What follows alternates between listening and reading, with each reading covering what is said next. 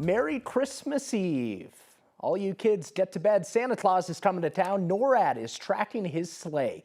Tonight, just like they have for 7 decades, we are tracking where Santa is right now. He was last seen over Quebec City, Quebec, and is now heading towards Montreal, Canada. And eventually, he'll be making his way right down here to Colorado in just a couple of hours. While he may have some turbulence in other parts of the country, it's nice right here in Colorado at least. It's looking like the high country could be treated to a little white Christmas, but not a whole lot for us down here in the metro area. Thanks for joining us this Christmas Eve. I'm Mark Salinger. For more on your forecast for Christmas Day, we begin tonight with meteorologist Carl Lamb. And Carl, you're filling in for the holidays, but you didn't exactly bring with you any Christmas snow. Well, I wish I could have, but that's the kind of situation that we find ourselves in because it is so warm and it has been over the past couple of days that any snow that would fall in the metro area likely would not stick. But let's take a look at temperatures right now. It's 37 in Denver. It's a cool one out there for sure tonight. Wind chill feeling like the 20s in some spots, but these are current temperatures right now. 33 in Pueblo, 33 in Salida, and 12 in Gunnison. And that's where you could have some more of that snow developing over towards Telluride as well as we go into tomorrow morning. So certainly going to keep a watchful eye on that in terms of the forecast over the next 6 hours. We're going to hold steady in the mid 30s, but what's on the way for tomorrow? We'll time out the hour-by-hour forecast coming up in a little bit. Carl, thank you. A small legal win for former Mesa County Clerk Tina Peters this Christmas Eve. According to our reporting partners at the Denver Gazette, Colorado's second highest court overturned a contempt conviction against the Republican last week. Peters is serving a 9-year sentence for her role in a breach of her county's election systems in Mesa County. She was convicted of contempt as well after being accused of recording a hearing for her own deputy clerk on her iPad and then lying about it to the judge. A court of appeals found the judge did not explain which orders Peters violated and that Peters did not willfully violate any orders. Along with that contempt conviction, the court also overturned a $1,500 fine. A program designed to give unhoused people a safe place to sleep in their cars will soon be shutting down. The Colorado Safe Parking Initiative says it's closing its doors at the end of the year. Now News reporter Spencer Soisher joins us this evening live. And Spencer, you're explaining why this organization says this will leave a big hole for people in the metro area. Yeah, Mark, the program laid it out pretty simply. They don't have the government funding that they once had and that they need to stay afloat. That includes COVID funding and most recently from the city of Denver. In less than a year and a half, the Colorado Safe Parking Initiative went from expansion to impending closure. It provides meals, bathrooms, and secure places for people living in their cars to park in private lots without getting ticketed or towed. About 110 people use the services daily, they say. I know where I'm going to sleep, so I don't have to worry about where my next meal is going to come from. I don't have to worry about where I'm going to rest my head. The program is closing because it says it doesn't have the funding it once had. The city of Denver initially gave $600,000 to the program to expand, but then they took back $400,000 of it, redirected it elsewhere.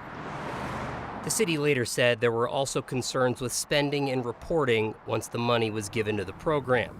In January, the organization acknowledged that concern. As a startup, we were really slow in getting caught up with some of our billing and reporting requirements to the city, but they were aware of that all along. We worked together on what we were doing to address that issue, and while we were in the middle of that issue, they invited us to take another $600,000. In a message shared on the organization's website, the Colorado Safe Parking Initiative says it received more than 1,700 calls for help last year, and the need for services like theirs still exists. While the Safe Parking Initiative is closing, they say that many of the partners that they use still plan to offer help. Live in Denver, Spencer Soisher, 9 News. One of the busiest mountain rescue groups in the country is seeing an even busier winter season. Just last week, Rocky Mountain Rescue Group recovered 2 people who were found dead in the Flatirons near Boulder after hiking and climbing accidents. The group, which is made up of 73 volunteers, believes people are still going out in the foothills this late in the year because the winter's been so mild so far. But of course, just because the days are warmer, that doesn't mean the nights are. The cold adds an increased element of risk to our recovery operations or rescue operations this time of year. Over 40% of our rescues are hikers that have just had a bad day.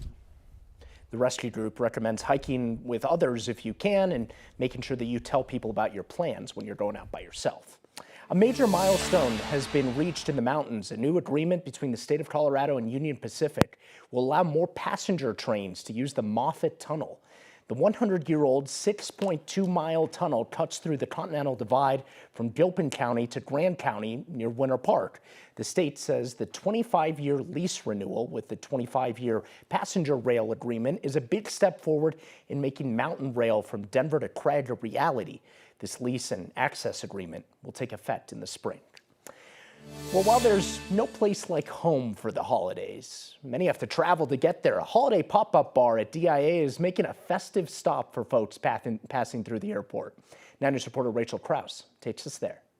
Traveling on the holidays can be frightful, but over at DIA, they found a way to make one piece of it delightful. Sometimes people need that cup of cheer before they get on their flight, so we encourage that here. Stephanie Davis helped create Santa's Layover Lounge, a Christmas pop-up bar inside Terminal B. The spot, a welcome refuge in the storm of holiday travel. This helps calm them when they come in and they're like, I got a layover, but at least I'm in a good spot, good cocktails.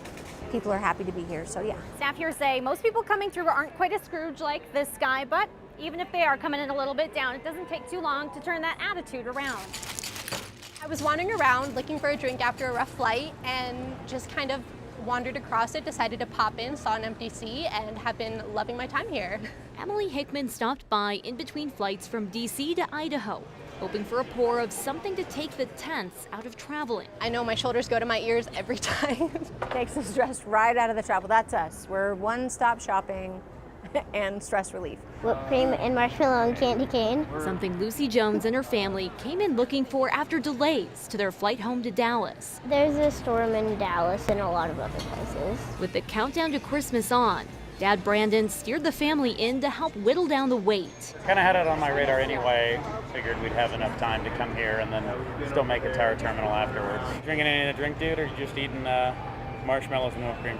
For those who can't be home just yet. It's adorable. It definitely makes traveling during the holidays a lot better. Spending Christmas at a Christmas bar is helping make things merry and bright before that next flight. You made it here. You don't have to think anymore. You just have to make it to your gate. In Denver. And you can get your drink to go here. Rachel Krause, 9 News.